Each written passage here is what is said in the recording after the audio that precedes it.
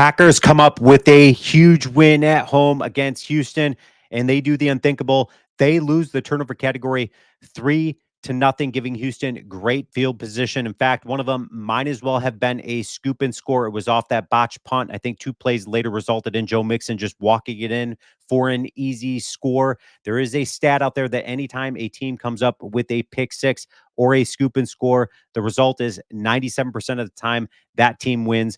And so the Packers come up with a huge win, 24-22, despite them losing the turnover category 3-0. They look to be in control the majority of this game. Hats off to Jeff Hafley in the defense. Jordan Love's first interception gave Houston great field position. Jeff Hafley comes up with a 1-2-3 and stop on that possession, only resulting in 3 points on that takeaway. How good was this defense? Well, they didn't come away with any turnovers, but they stopped them on third down.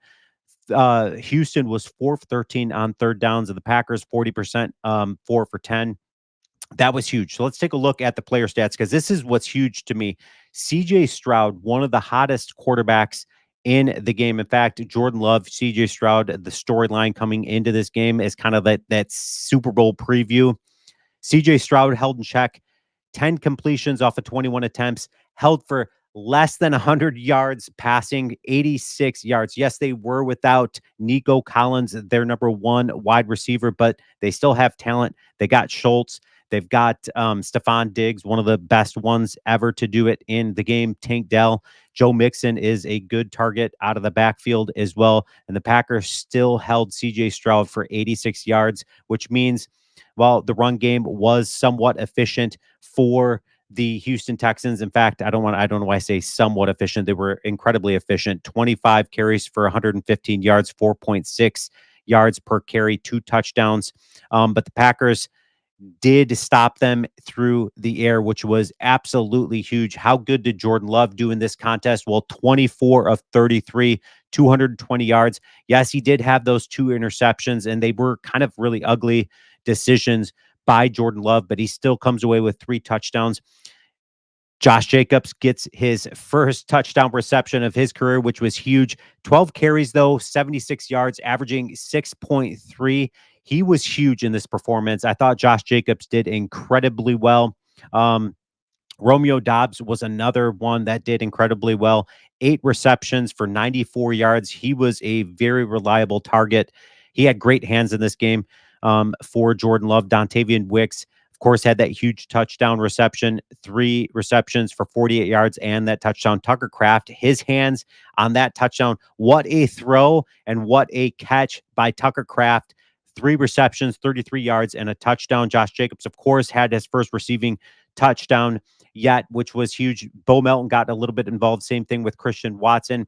But to me, the biggest storyline, of course, needs no introduction. It was McManus's field goal that won the game for them. And in fact, so I was at the game. What a game. The crowd was electrifying. It was so much fun to be a part of that. On that first field goal attempt, I saw everything went absolutely super smooth. But on that second attempt, I saw it was kind of a botch snap. But kudos to McManus for still coming away with the win. What a breath of fresh air for us Packer fans out there. Evan Williams, what a performance by this dude. This dude is legit.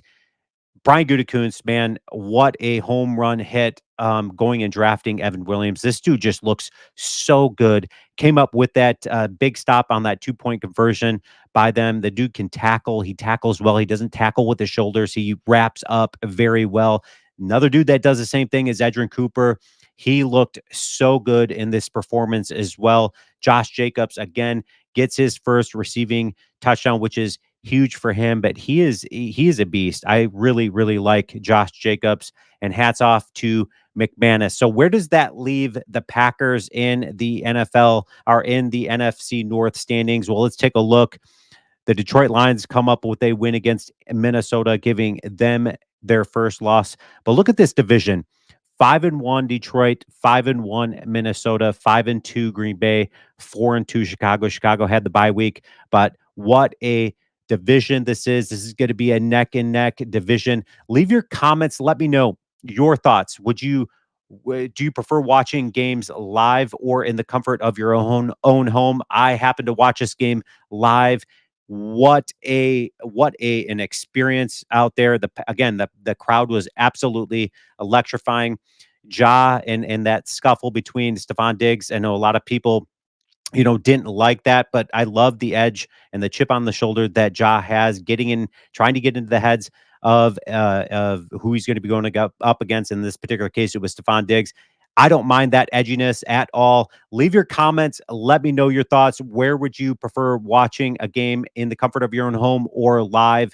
I prefer live. It was such an experience. Leave your comments, and as always, go Pack Go.